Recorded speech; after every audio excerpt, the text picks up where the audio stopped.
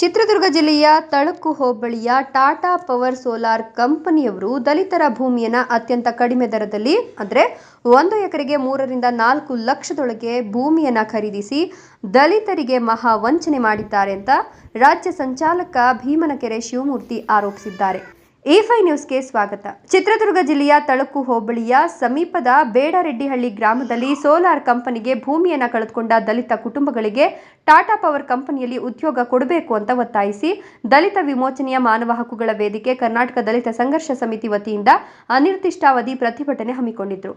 ನಂತರ ಮಾತನಾಡಿದ ಅವರು, ಸವರ್ಣೀಯರ ಸಮುದಾಯಗಳ ಜಮೀನನ್ನು 1 ಎಕರೆಗೆ 10 ರಿಂದ 12 ಲಕ್ಷ ಹಣ ಕೊಟ್ಟು ಖರೀದಿ ಮಾಡಿದ್ದಾರೆ. ದಲಿತರ ಭೂಮಿ ಸವರ್ಣೀಯರ ಭೂಮಿ ಅಂತ ತಾರತಮ್ಯ ಮಾಡಿದಂತಹ ಕಂಪನಿಯವರ ವಿರುದ್ಧ ಹೋರಾಟ ಮಾಡ್ತೇವೆ. ಅತ್ಯಂತ ಕಡಿಮೆ ದರದಲ್ಲಿ ಭೂಮಿಯನ್ನು ಕಳೆದುಕೊಂಡ ಬೇಡರೆಡ್ಡಿಹಳ್ಳಿ ಗ್ರಾಮದ ದಲಿತರು ಈಗ ಬೀದಿ ಪಾಲಾಗಿದ್ದಾರೆ. ಅವರು ಜೀವನ ಮಾಡೋದೇ ಕಷ್ಟಕರವಾಗಿದೆ. ಈ ಕಾರಣಕ್ಕಾಗಿ ಭೂಮಿಯನ್ನು ತೆಗೆದುಕೊಂಡಿರುವ ಆ ಭೂಮಿಯ ಕುಟುಂಬ ಸದಸ್ಯರಿಗೆ ನೌಕರಿಯನ್ನು ಕೊಡಬೇಕು ಅಂತ ಇದೇ ಸಂದರ್ಭದಲ್ಲಿ ಮನವಿಯನ್ನು ಮಾಡಿಕೊಂಡಿದ್ದಾರೆ. ದಲಿತ ವಿಮೋಚನಾ ಮಾನವ ಹಕ್ಕುಗಳ ವೇದಿಕೆ ಕರ್ನಾಟಕ ದಲಿತ ಸಂಘರ್ಷ ಸಮಿತಿ ಸಂಯುಕ್ತ ಆಶ್ರಯದಲ್ಲಿ ಚಿತ್ರದುರ್ಗ ಜಿಲ್ಲೆ ಮತ್ತು ತಾಲೂಕು ಸಮಿತಿ ವತಿಯಿಂದ ಟಾಟಾ ಪವರ್ ಕಂಪನಿಯವರು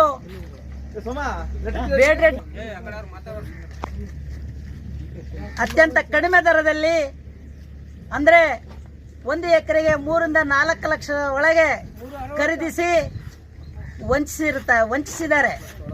ಮತ್ತೆ ಇದೇ ಬೇಡರೆಡ್ಡಿಹಳ್ಳಿ ಗ್ರಾಮದ ಸವರ್ಣೀಯರ ಸಮುದಾಯದ ಜಮೀನುಗಳಿಗೆ 8 ರಿಂದ 12 ಲಕ್ಷವರೆಗೆ ಖರೀದಿಸಿ ಅವರಿಗೆ ಒಳ್ಳೆ ದರದಲ್ಲಿ ಕೊಟ್ಟು ಭೂಮಿಯನ್ನು ಖರೀದಿಸಿದ್ದಾರೆ. ಆ ಕಾರಣಕ್ಕಾಗಿ ದಲಿತರೊಂದು ಭೂಮಿ ಮತ್ತೆ ಸವರ್ಣೀಯರ ಭೂಮಿ ತರ ತಾರತಮ್ಯವನ್ನು ಮಾಡಿದಂತ ಕಂಪನಿಯವರಿಗೆ ವಿರುದ್ಧವಾಗಿ ನಾವು ಇವತ್ತು ಧರಣಿಯನ್ನ ಮಾಡ್ತಾ ಇದ್ದೀವಿ.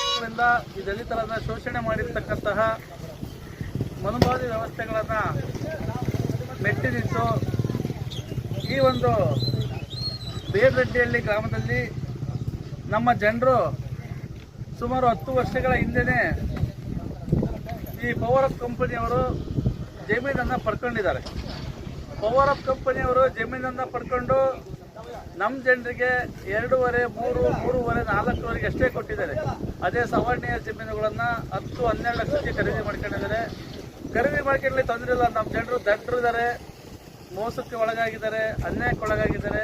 ಏನೋ ಆ ಟೈಮಲ್ಲಿ ಕೊಟ್ಬಿಟ್ಟಿದ್ದಾರೆ. ಆದರೆ ಕೊಟ್ಟಂಥ ನಮ್ಮ ಸಮುದಾಯವನ್ನು ಇವತ್ತು ಅವರಿಗೆ ಒಂದು ಉದ್ಯೋಗ ಕೊಡ್ರಿ, ಅವ್ರಿಗೇನಾದ್ರು ಒಳಗಿರ್ತಕ್ಕಂಥ ವ್ಯವಸ್ಥೆಗೆ ಒಂದು ಬದುಕನ್ನು ಕಟ್ಕೊಡ್ರಿ ಅಂತೇಳಿ ನಾವು ಪವರ್ ಆಫ್ ಕಂಪನಿಯ GM ಆಗಿರ್ತಕ್ಕಂಥ ಸಂತೋಷ್ ಅವರನ್ನ ಕಳೆದ ಬಾರಿ ಭೇಟಿ ಮಾಡಿ ಕೇಳಿದ್ವಿ.